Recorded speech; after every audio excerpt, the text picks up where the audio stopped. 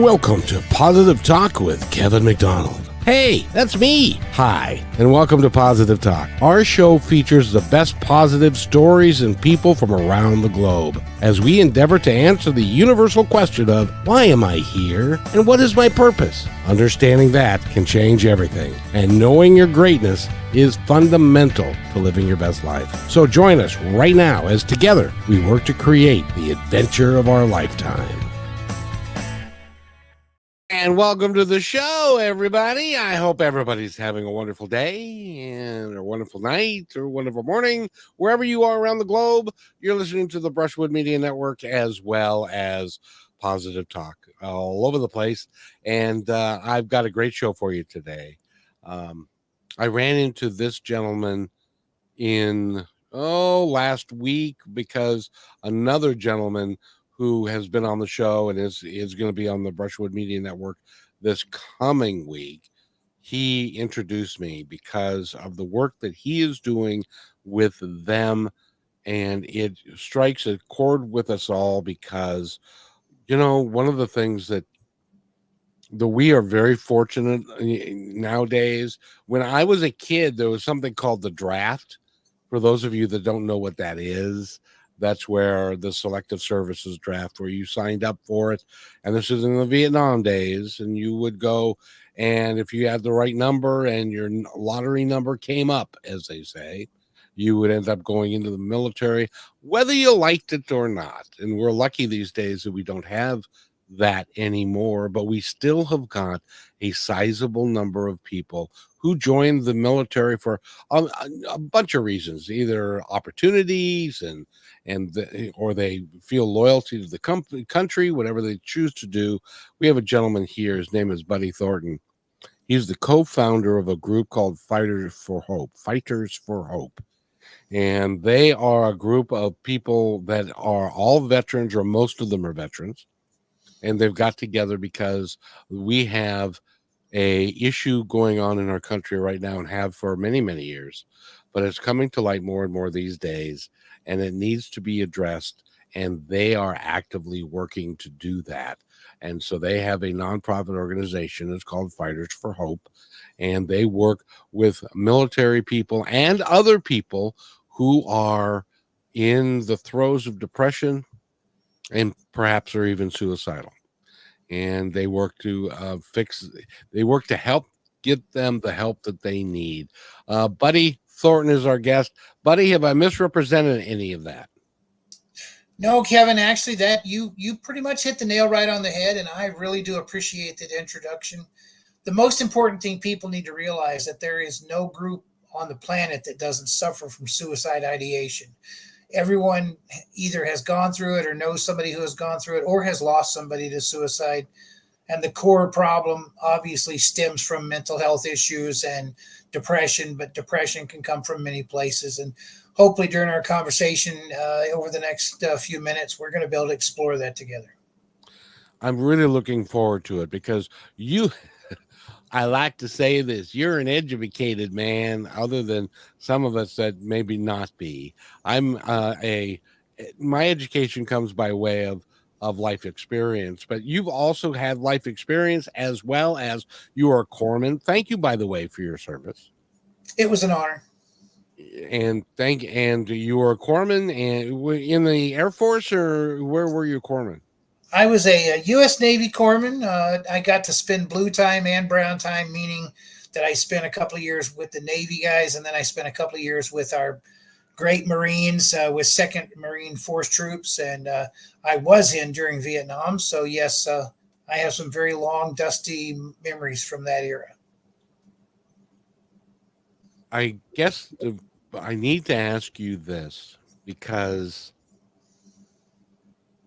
there are a lot of, and unless you grew up in the Vietnam era, and the protests and all that was going on in 66, 67, 68 through about 73, 74, well, actually even 75.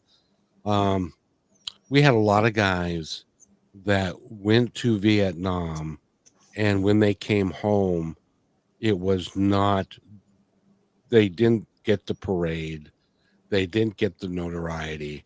And some people that I've talked to actually even changed their clothes in the airport so that they would not be recognized as military, because in those days it was very difficult for the country and for those guys to come home, and they were called names and stuff, and it made it very difficult for a lot of them, and that's why a lot of them don't talk about it. Even today, people that are in the military don't talk about that, come home, don't necessarily talk about the things that they witnessed that would not normal. We don't witness those sorts of things that they saw and stuff. Am I right in that?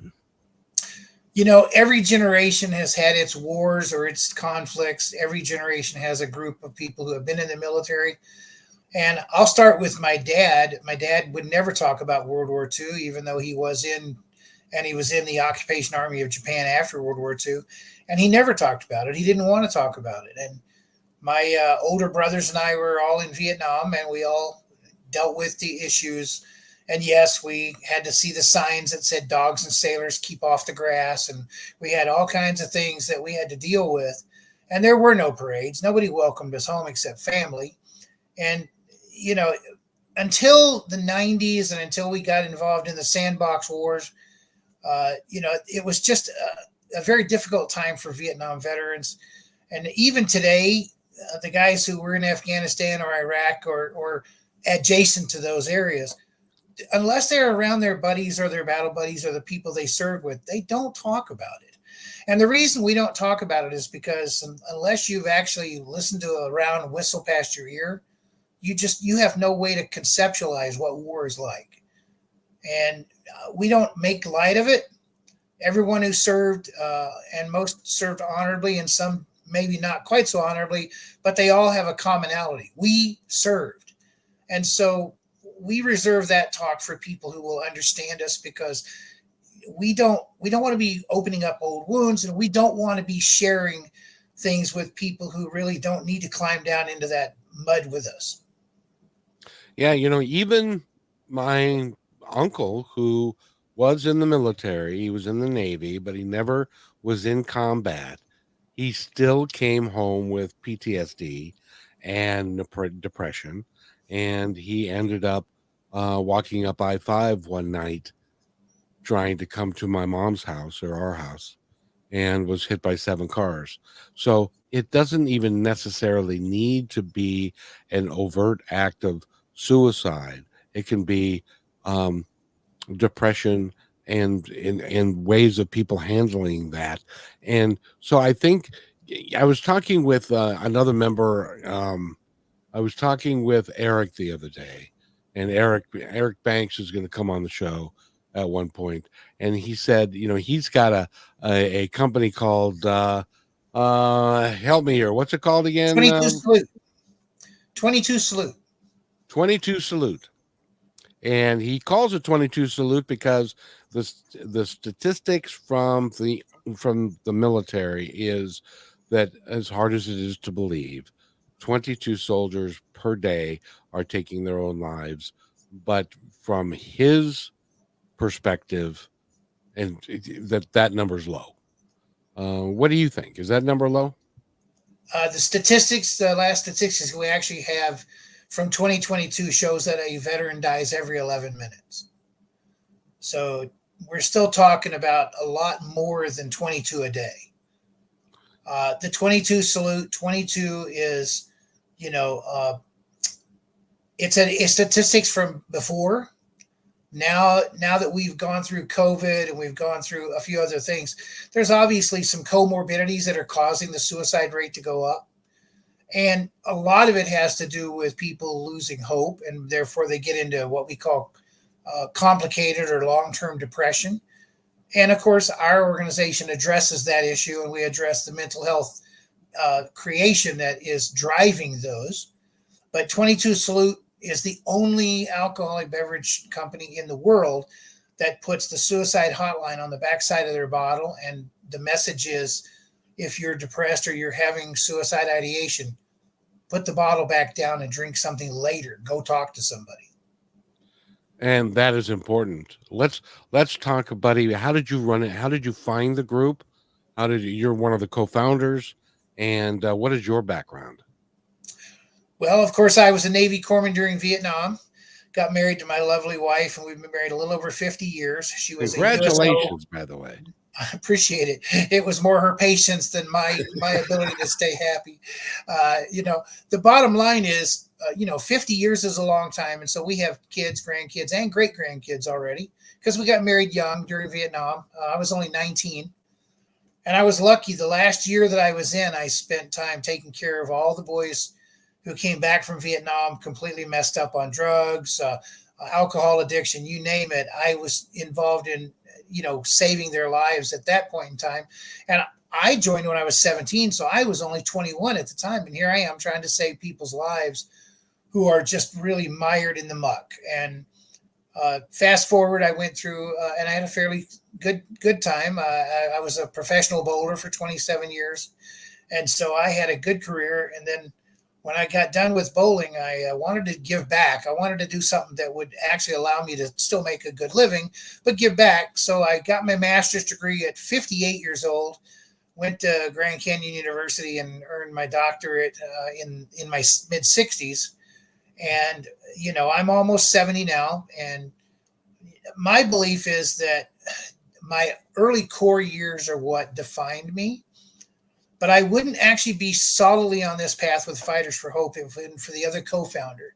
His name is Randy Blake Jr. He's a 5-time world ISCA kickboxing champion. Great guy. He's in his late 30s. He's got his own kids.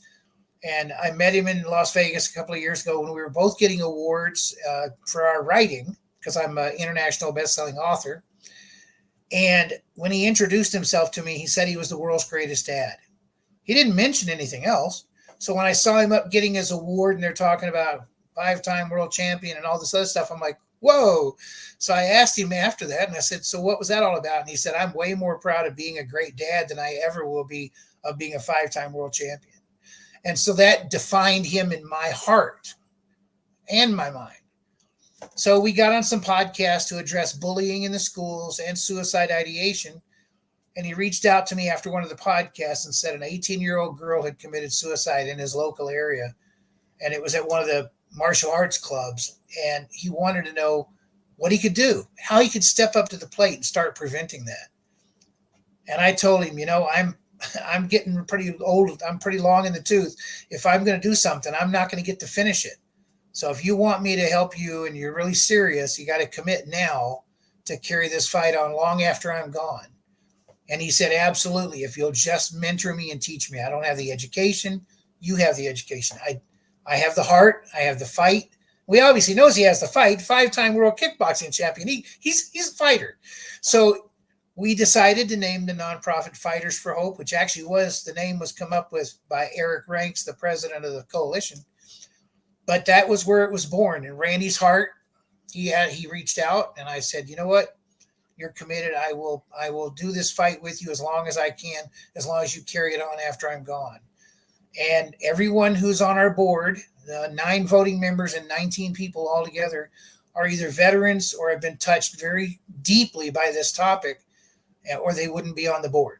I don't believe in bringing anybody anywhere near this topic unless they have a heart message and they really want to fight this fight. Well, one of the things I wanted to mention is that as far as the nonprofit goes, you take great care and pains to make sure that all the money that's donated to you gets to the right place. But before I go there too much, I got to ask you, you got married at 19 and you were married for 50 years. Do you know how rare that is? And can you please give us some tips on how to behave yourself and stay married for 50 years? Well, I'm going to actually make it more interesting than that. I met my wife right before Thanksgiving in 1973, and we got to spend about 4 weeks together because I was on convalescent leave after having surgery. And I went back where she was from, which was Milwaukee, from duty for Christmas. And the day after Christmas, I asked her to marry me. And when I did that, we had literally only physically been in the same presence with each other for 5 weeks. She said yes. I went back on duty. I came back for a few days in March of 74 to help her arrange a few things for the wedding and do some documentation with the church. And then I came back 4 days before we got married in June. So I technically was only with my wife 6 weeks before we got married. And we've been married 50 years. How'd you do it? And I'm going to tell you how I did it. And it's something I teach people all the time. When you're married, it's really a triangle. It's you, it's the other party, and it's the relationship in the room.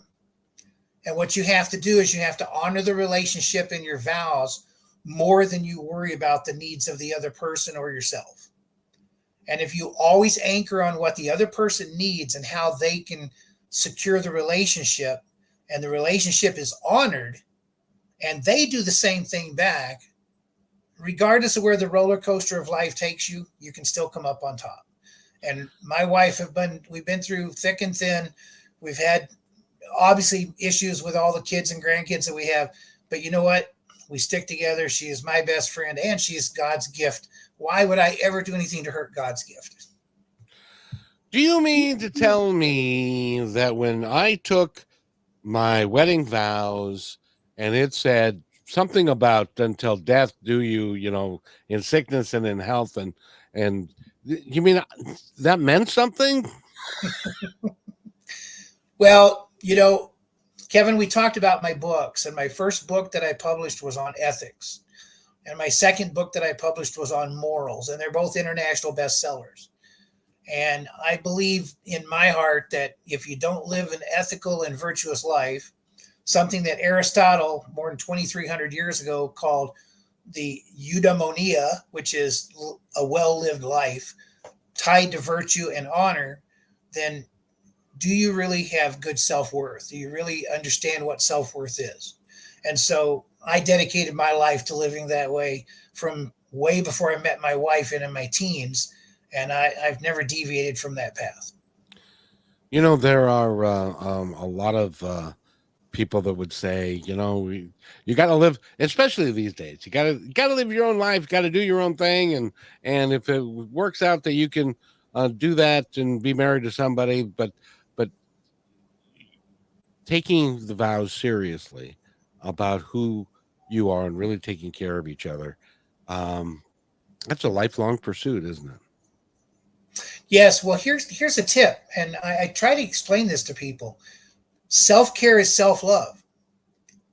But if you want to honor your spouse or your significant other, depending on your situation, don't you need to take care of yourself to the best of your ability so that you give them the gift of you every day? So you still have to live for yourself. All humans live for self-interest until they don't. And if they have a reason not to, that's when they circle in and start spiraling down the drain. They get into really irrational thoughts, and then they get into mental health issues, and then they get into suicide ideation because they've forgotten that they have to take care of the self, but they have to do it in an honorable way, and they have to anchor on their purpose. Human beings are not what we do. Human beings are who we are. I could be doing absolutely nothing. I could just be sitting in the room. I still have value because I exist. God made me. I'm here. I have value. And people lose sight of that. And that's why they go to hopelessness and then despair, and then we lose them. Speaking of the spare, no, you said despair, not the spare. But when we come back from this real quick break, you were a professional bowler for 24 years. And if you're a little younger, you may not know, but there was a time on, I think it was like ABC, where they would have the bowling tournament of the week kind of thing. And professional bowlers was it ABC? It was ABC's Wide World of Sports, yes. Ah, yes. And they don't do that as much, I don't think, as they did at that time. But when we come back, I'm going to ask Buddy what was his bowling average, and did he ever bowl a 300 game, which means that you got all strikes and I'm going to ask him that when we come back. When we come back, we're talking with Buddy Thornton. He is one of the founders of Fighters for Hope. It is a wonderful group that works with people to help them get through some of the obstacles in life that sometimes people just don't feel like it's worth living. And we need to stop that. And we need to give everybody hope that they can live their life and be happy and loving and kind and take care of each other. Again, we're talking with Buddy Thornton. We will be right back. This is just going to take like 1 minute, so stay right where you are. You're listening to Positive Talk Radio. We're going to take a short break to tell you audio and music creators about our commercial affiliate, Lyric Vids, specializing in creating amazing and engaging lyric videos. Are you looking to promote your videos in the most engaging way, but you don't have an animator and an editor? Whether you're an artist, musician, or business with a message to share, our lyric videos are designed to hook viewers and amplify your reach. Go to positivetalkradio.net/lyric vids. That's positivetalkradio.net/LYRICVIDS now to get started. Welcome back to Positive Talk Radio. We hope you enjoyed learning about our affiliate Lyric Vids, who specialize in creating captivating animated lyric videos. Now let's get back to the show.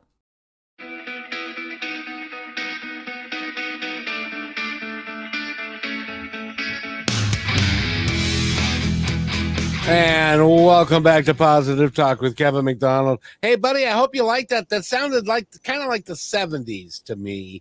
And which is just like why I like to play that song, because the 70s, rock and roll and all that kind of good stuff. But I got to ask you, being a bowler for 24 years, did you ever bowl a 300? I'm sure you did. I had multiple 300 games. What's interesting about that is I tell everybody, you know what? Throwing a 300 game is special. Throwing an 800 series is even more special, because that means that you were able to be very good over 3 games. But your lifetime average is what really defines the bowlers. And in today's world, when you've got the Jason Belmontes and other people who are averaging in the 220s for their career, you have to look back and understand, when we were bowling and when I started bowling, we just had rubber bowling balls and then plastic bowling balls. And then they got into these exotic cover stocks. But the equipment got better. The bowlers got better. My lifetime average was a little over 217. And that includes all of my professional averages and my career averages as an amateur once I turned pro. And, that was a defining thing. In 2006, I had my last 300 game. In 1996, I had multiple 300 games, and the entire year, I never had a game under 200. So that was a defining year for my career. And that was also the year that my youngest son decided he wanted to become a pro, and he is still a PBA member as of today. So yeah, what was really funny also is that the first time I threw a 300 game, one of my really good friends walked down to me and he patted me on the back, and I'm like, yeah. And I'm like really thrilled. And he's like, okay, now go do another one. so taught me a lesson, whether you're doing great or whether you're doing bad, put it in the rearview mirror in 30 seconds and look for your next goal. That's what you need to do in life. I wanted to ask you, because it's true and it's become more and more true today because people are opening up to it. But your mental attitude and how you approach each game, and like a golfer, he'll visualize the golf shot before he makes it, or the quarterback, he'll visualize making that pass, or the pitcher, or whatever it is, because it's a mental game more than it is a physical game. Once you get the physical stuff down, then it's a matter of the mental part, because when you're in a tournament, and it could be one pin separates you from $10,000. So it becomes a real big thing. Did you learn to be stronger mentally through your career of bowling? Well, it's a chicken and egg thing, Kevin. You have to have a strong mental approach to even become a pro. I did have a friend who was a habitual 160 average bowler. Right? And what was funny about that was he had all the physical skills I did. He was actually stronger. He was a little thinner than I was, so he didn't have some of the weight issues. I had to adapt my game to being a bigger guy, but he could never get out of the 160s. And so he asked me, well, what do I do? And I said, well, I'll let you come and watch me practice, but A, you can't talk to me while I'm practicing, and B, I want to see how you bowl and I want to see how you approach your practice. And so he came and he did that. And then I said, okay, we're going to need to have a meeting and I'll work with you. And he said, great. And I said, just meet me at the diner down the street next week. He said, we're not meeting here in the bowling alley. I said, no, you need to learn how to think before you ever worry about throwing a bowling ball. And so I spent about 4 weeks, and we never went to the bowling alley. I spent 4 weeks working on his mental game, explaining to him all the mechanics and all of the physics and all of the aspects of what goes into being a good bowler. And I built him from the ground up mentally. And he never threw a 300 game until he turned 50 years old. But once he turned 50, he also became a senior pro, and he threw 12 300 games after the age of 50. Good for him. So it is a mental game. There's no such thing as any athlete will tell you, if they have the physical attributes and they don't have the mental game, they're never going to be good. They have to have the mental acuity for the game. My dad was a scratch golfer, but he didn't have the mental makeup to make it work. He had a friend, his name was Don Bees, and he was a pro. And he said that one stroke per round or one shot per round accounted for $250,000 for that year. So if you missed that shot, you were going to make. So there's a tremendous amount of pressure, and you need to learn how to handle the pressure and to actually use it to your advantage, don't you? You know, I learned how to handle pressure during my military days with Vietnam. I can believe that.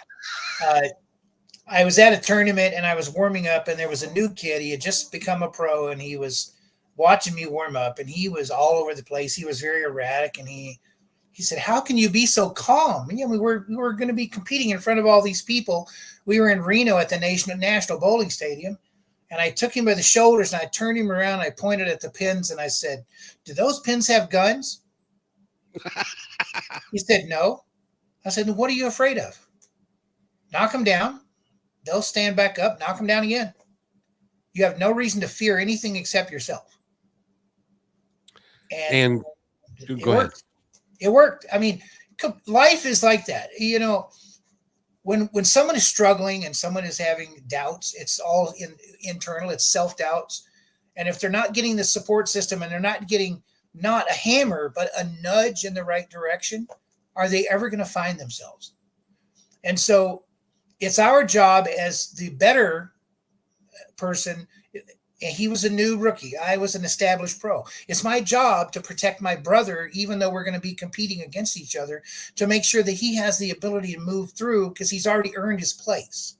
And so I shared with him so that I would help him get through his jitters for that very reason. And now today, when I'm dealing with veterans, or I'm dealing with first responders, or I'm dealing with people who have been downsized in their companies, or I'm even dealing with husbands and wives who are suddenly empty nesters because their kids have all left home.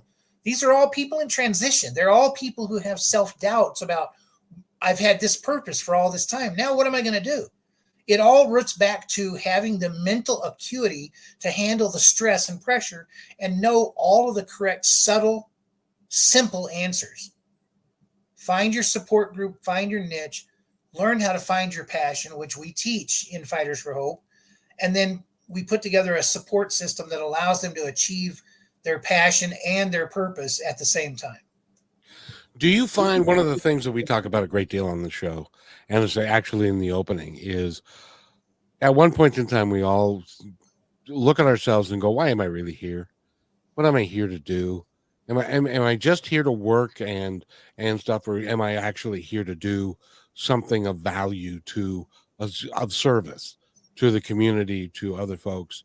Do you find that is kind of a universal thing that some people then just don't act on it. And I know your program teaches them to act on it, but do you find that some people think, well, I don't know. I would love to find my passion, but I'm going to stay here as a customer service rep and going to ignore it. Do you find a lot of people do that? In the modern era, people have learned to minimize. They have learned to not necessarily accept where they are, but to live vicariously through the people who are successful around them. And because they anchor in self-doubt, 85% of what we think is negative.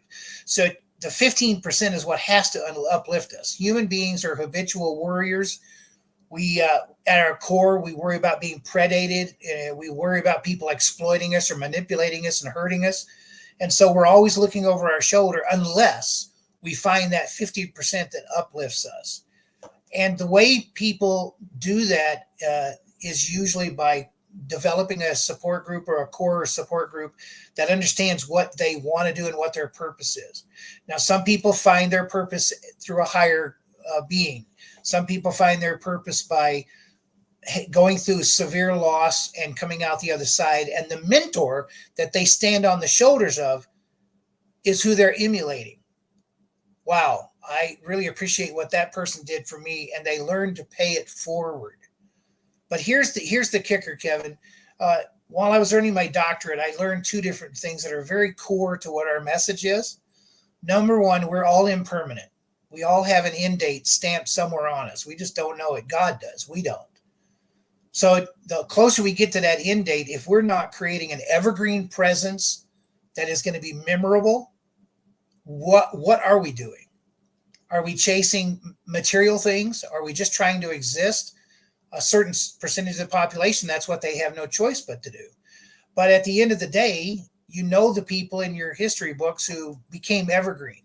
Aristotle, Plato, Cicero from the Roman era, all these people, they became evergreen not because of how smart they were or intelligent they were, but because they left behind permanence. So when you have to cling to your impermanence, what you really need to do and attach your passion to is how do you leave a permanent message? How do you create something that is so permanent that it will always be memorable for generations to come? That's how you find your purpose. And you know something, Buddy Thornton, you are somebody that you are creating a legacy through this program that's going to, my expiration date is at the bottom of my foot. And so I can't see it. I know it's there, but I can't see it. But when you're creating a legacy that's going to last a lot longer than us mortals that are here, because it is important work. We're going to continue talking with Buddy Thornton he's a co-founder of Fighters for Hope. And we will be right back after this. You're listening to Brushwood Media Network, the best in syndicated talk, news, and entertainment shows. As you go about your daily life, look closer. As you gather with family and friends who love and support you, look closer. There are youth right in your community who don't have the home, warmth, and healing you have. So look closer. Every year across America, a staggering 4.2 million youth are homeless or trafficked. And for 50 years, Covenant House has worked relentlessly to keep them safe and protected. Tonight, 2,000 young people will sleep safely in a Covenant House bed. And tomorrow, they will wake up surrounded by love. They get clean clothes, hot meals, medical care, and a safe place to sleep. 24 hours a day, 7 days a week. In sites across America to help them fulfill the great promise of their lives. So look closer at Covenant House. To help or get help, go to covenanthouse.org. And welcome back to Positive Talk with Kevin McDonald, and Buddy Thornton is our guest. He is the co-founder of Fighters for Hope, and they partner with local behavioral health providers to ensure sustainable results. You do a lot of stuff for everybody because the idea is that nobody's an island, and that we all need to work together to be together to form a community. Is that one of the main things that you guys talk about? Our core mission is to be the bridge between the people who are at risk and need our help and the professional providers who give that help. We are not practitioners. There are no legal quote unquote counselors on our team. We do have a couple of doctors, obviously, but and I'm one, and Dr. Janet Veal is another, who is a proponent of Eastern medicine. She's an acupuncturist. But at our core, what we want to do is we want to go into local areas, provide education pieces, and we want to bridge the people who maybe have a stigma about talking about their mental health issues. They've been raised not to ever be showing that they have pain or shame or judging, and they don't reach out for help. We want to bridge between them and the providers in their local area, because at the end of the day, we are a temporary message, whereas their local providers provide that permanence that I'm talking about. And we do that by creating a program with a local entity. We go in, I'll give you an example. In Tulsa, we'll be in Tulsa in October. We're working with a local church who has gifted us the venue, and we're going to be doing 4 days of programs. And we should make well over six figures in the money from the ticket sales and everything else. But we leave 50% in the local community with the behavioral health companies, nonprofits who help these people for absolutely free or low cost. And we also use local vendors, local food providers. We use local resources. So by the time we leave the footprint, we're leaving 65 to 70% of all the revenue from that event in the local community. About 20% goes into our war chest to be able to do reach outs and go to other communities. And Fighters for Hope only keeps about 10% for our expenses. And trust me, nobody's getting rich at Fighters for Hope. That is not our mission. Our mission is to provide hope for people and let the providers do their job. Now, I do have to say, every person who is in the board, everyone who presents in our programs are all certified intervention crisis specialists. So we understand how to see the crisis, how to intervene, and be the bridge, because that's our core message and that's our core hope, and that's what we do. If somebody is feeling depressed, who's listening to the show, or not feeling right and really wants to reach out, how's the best way to reach out to Fighters for Hope? Well, there's actually two ways. The first way is to go on our website and simply fill out the contact form, and someone will get that message instantly, and we will reach out and we will guide people to their local behavioral resources. We would prefer that if someone is in immediate crisis, that they reach out to a local provider, because they are the boots on the ground that need to provide that service. But if someone is just having doubts, or they're just starting the journey and they feel like they need help, the best thing they can do is reach out and let us make that bridge for them. Because if they have doubts about crossing that bridge, we can help them cross that bridge. There is an 800 number on our website, but I tell people, you know what, if you have to, you reach me directly. I will be more than glad to give you my personal phone number. My personal email is buddy.t@fightersforhope.org, and you can reach me 24/7. My phone notifies me when I get new emails, and it notifies me when we get a hot email telling us that we have someone who's at risk. And everyone on our team is anchored to that system so that we can provide that service. So you're kind of working 24/7. Well, I'm available 24/7. There are times when I actually have to enjoy my time with God while I'm on my pillow, and I let other people handle the pressure. But, I'm a workaholic. I do work 7 days a week. I make myself available 7 days a week because, you know what? Mental health doesn't sleep. Suicide ideation doesn't sleep. I'm a human. I have to get a little bit of sleep, but I need to be prepared at a moment's notice to go into action and do what I need to do. We have a program we call LEAP. It's called Listen, Empathize, Create an Action Plan, and then Participate. And you're not removed from that participation until you hand someone who is at risk off to a certified professional in their local area who can give them and provide them that hope. Buddy, some people might be saying, buddy, you're not making any money at this. I mean, 10% of what? I mean, it's not a lot. Why do you do what you do? If when you get to a point when you're, for lack of a better term, in front of St. Peter, and he says, what did you do in life? And you explain what you did. Why are you doing what you are doing? Rather than playing golf or bowling or doing something like that, what is your motivation? The best man at my wedding committed suicide. And there's not a day goes by that I don't regret that I wasn't his last phone call. Because if I had been his last phone call, he'd still be here with us. I lost my brother to PTSD because he suffered from 30 years of PTSD after the Vietnam War. And so we have a PTSD, PTSI, STI program that we also provide. We do an anti-bullying program in the schools. And it's because I was bullied as a child. And every person who's on our board has some bullying experience that they had to overcome in their life. And, there are no such things as perfect people. And there are no people who have not been touched by this topic. So when I look back at my life, I would feel shame if I didn't step up to the plate because God gave me the capacity to do so.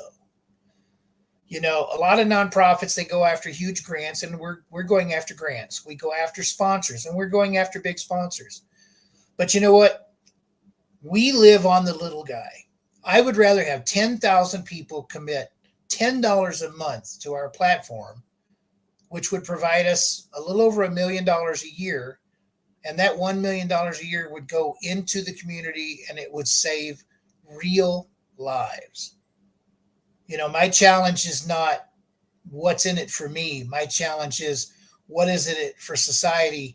Because I'm taking care of myself pretty darn good. I'm pretty happy. I have a wonderful wife who loves me, 50 years worth. I don't have a lot of complaints.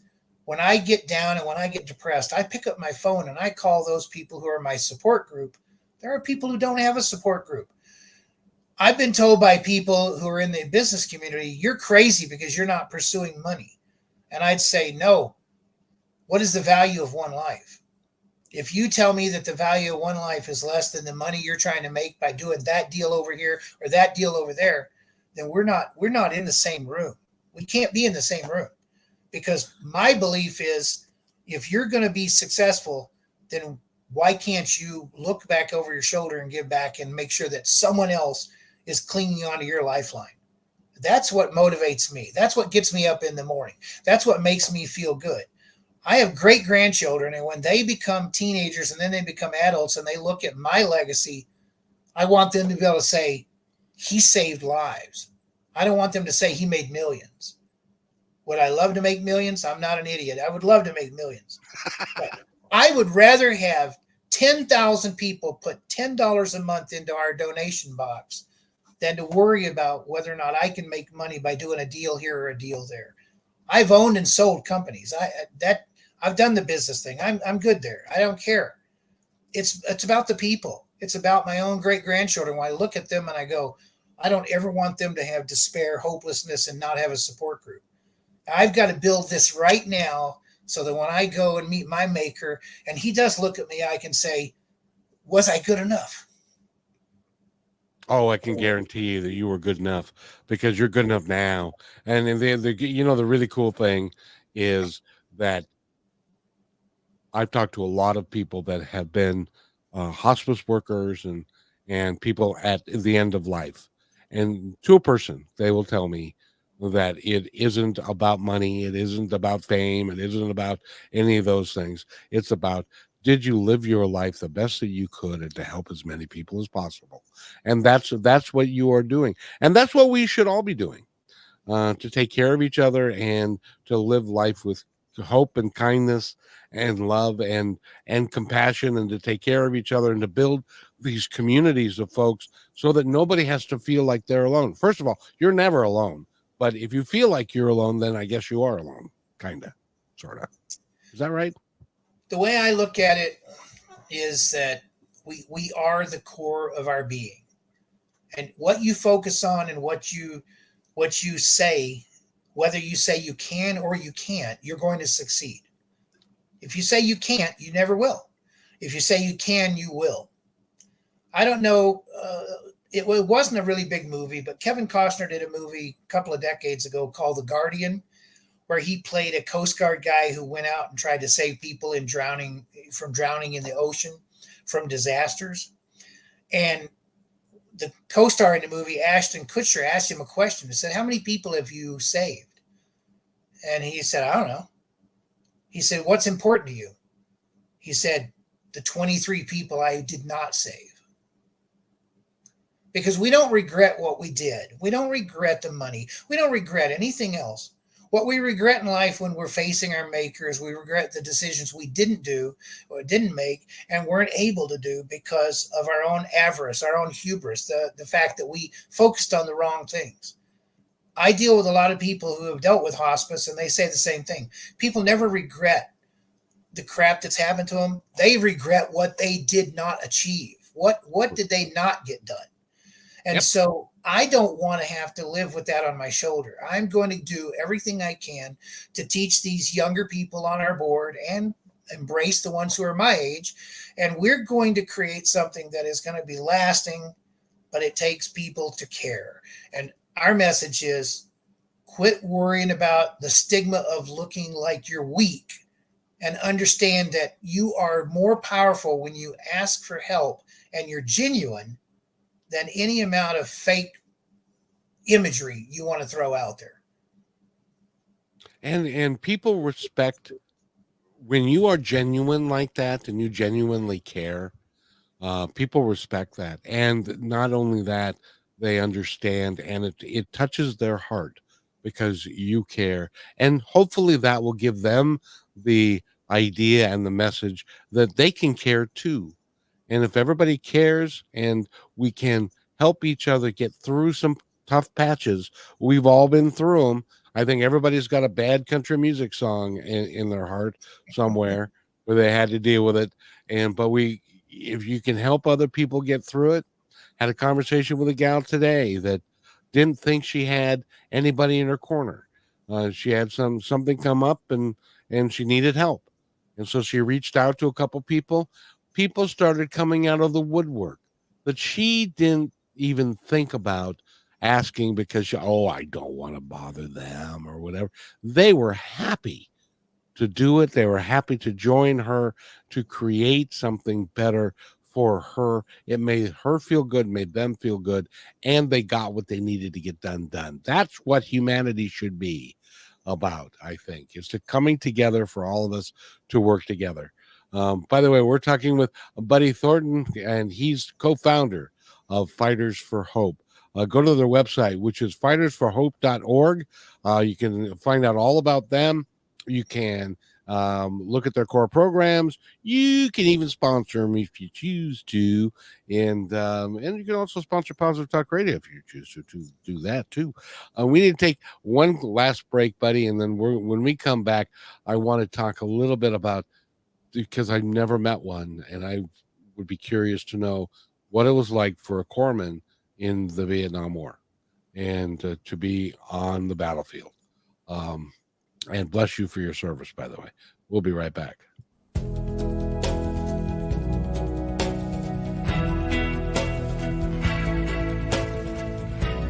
They have your eyes. They have your ears. They have your smile. Now all they need is a little more of your time. Make a difference in your child's life, because anyone can be a father. It takes time to be a dad.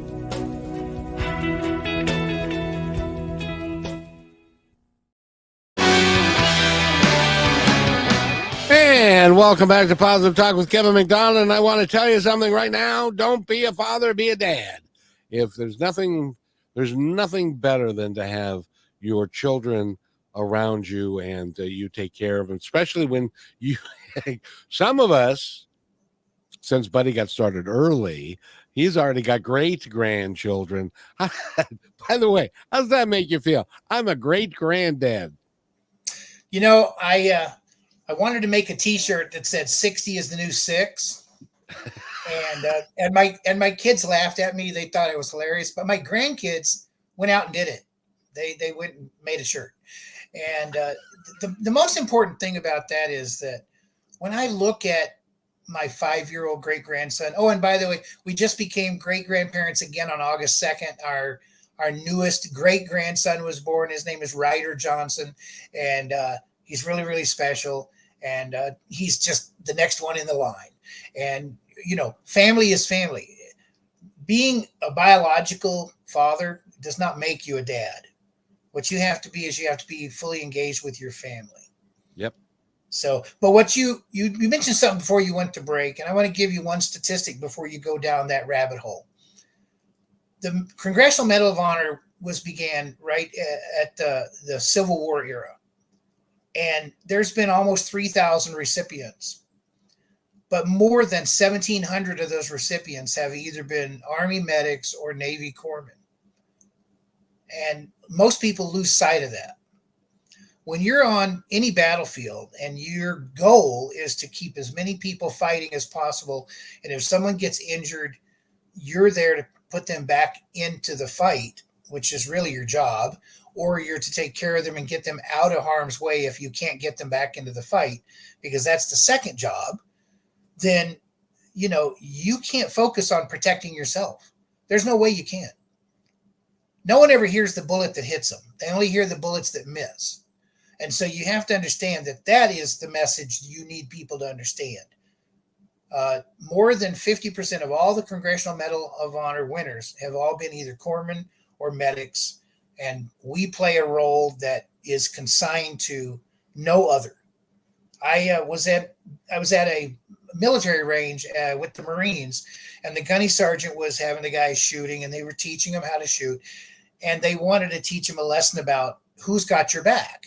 And so they had them all line up, and they said, okay, now we want you all pivot to the right and look at the guy in front of you. They said, you're responsible for the guy in front of you. The guy behind you is responsible for you. You know, you have to take care of each other. And one of the Marines looked back, and I was way at the back of the line. I was the last guy. And he said, well, what about Doc? And the gunny sergeant said, we need to worry about Doc. God's got his back. And that, I mean, I can't even describe it any other way to anybody who's never been in the military. That's just the reality of what it is. You know, one of the things that I say at the end of every show is be kind to one another because each other's all we've got. I actually stole that from, I didn't steal it, but part of it was from a movie called We Were Soldiers Once, or We Were Soldiers. Yep. And he was giving a speech, and basically what he was saying was, you know, right now in society, we've got division, we've got hate, we've got fear, we've got people that don't like each other because of their skin or because of who they love or because of who they worship. Well, when we get out there, it's just going to be us. And you're going to look to the left and you're going to look to the right, and those are your brothers, and they're going to depend on you, and you're going to depend on them, and they're going to depend on you because that's all you're going to have. That's all there is. And that really is what I would like to promote to everybody, is that we are one, and we are all here to take care of each other, because that's all there is. There's just us. And we all need to work together without the hate, division, and fear that is so prevalent and stuff. So that's kind of my take on things. What's yours? I believe, well, first of all, my tagline in my business world is "Life is messy. I fix messy. Call me." And that plays into obviously Fighters for Hope very well. Yep. But I have this two things. One, I call it the big hole in the ground effect. Everybody gets to go into a big hole in the ground at some point in their life. Either something happens to them or they make bad choices and they dig a big hole. And what my job is to climb down in the hole with them, take the shovel out of their hand and give them all the tools to build the ladder to climb back out. And if I can do that, the majority of the time, I've done my job. There are some people who are going to want to stay in the bottom of that hole. We call those habitual victims. They're anchored in victimology, and until they're willing to help themselves, we can't help them. But we can sure as heck give them the message and hope they do. The other visual I have is this big tree. And I tell everybody starts at the trunk of the tree. We are not in the tree to begin with. Everyone gets a chance to climb the trunk. And when we get into the tree, how many millions of ways are there to get to the top of that tree? Does it really matter which way you go? It doesn't matter whatsoever, only that you're striving to get to the top of the tree. Some people will get there, some people won't, but it's the striving, it's the journey, it's the climb. That's what makes us human.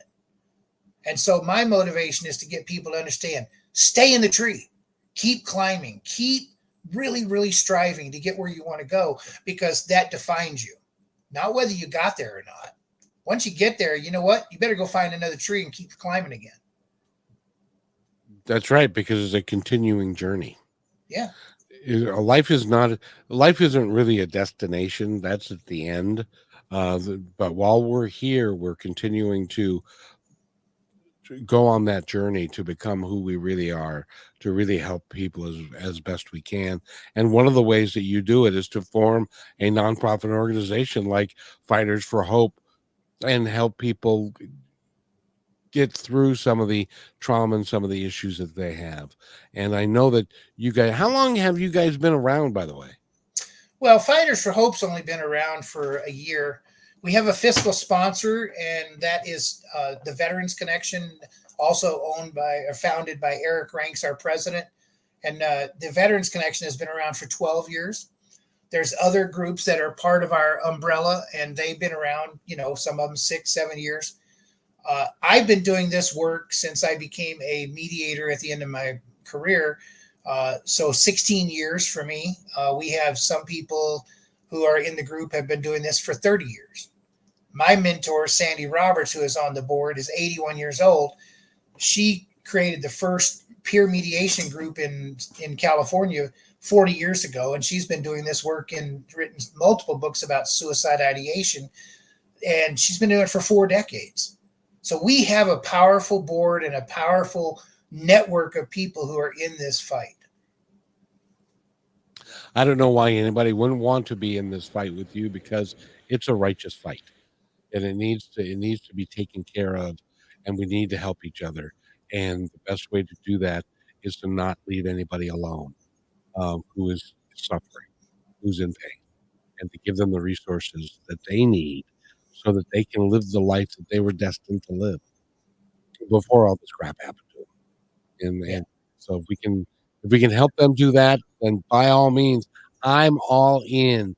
And by the way, go to fightersforhope.org, and if you want to talk to a Buddy directly, you can call. It's Buddy T at Fightersforhope.org or .org. Sorry. And I want to thank you for being here, young man. Will you come back? I told you, and I meant it, and all the folks that are working with you, I support what you guys do. If there's anything that I can do, I will do that. And thank you. Will you come back on the show with a couple other guys, and we can have a great time talking about this stuff? Oh, we don't mind having a party. No, that's fine with us. My everlasting end message is very simple. It isn't whether you're going to have a problem, it's when you're going to have a problem. And if you understand that you don't know the backstory, you don't know the origin story of someone who's suffering, so why blame, shame, or judge? Just help. And if you don't know who to help and you've been touched by this in the past, even if it's not us, but we would prefer that it be us so we can do what we do, go on and just donate $10. Do whatever you feel you can do to help us push this forward. We're not here to beg. We're not here to, beat you up and say, hey, if you're not helping us, you're hurting us, because that's not who we are. But we would never not take the help, and we would also never not reach out to help. So that's what you need to remember. If you're giving, and sometime down the line, karma happens and you need us, hey, we'll be there. We're going to be there. Again, we've been talking with Buddy Thornton. Go to fightersforhope.org. Get all the information. Buddy, it's been great talking to you, and I look forward to next time. Kevin, it's been a blast, and thanks for putting up with this crusty old codger. I'll be more than welcome to bring a tribe back with me next time. I'm as crusty as you are, young man. So till next we meet.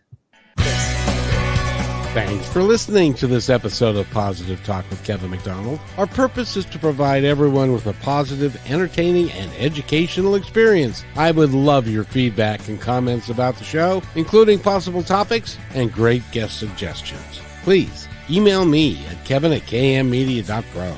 And remember, be kind to one another, because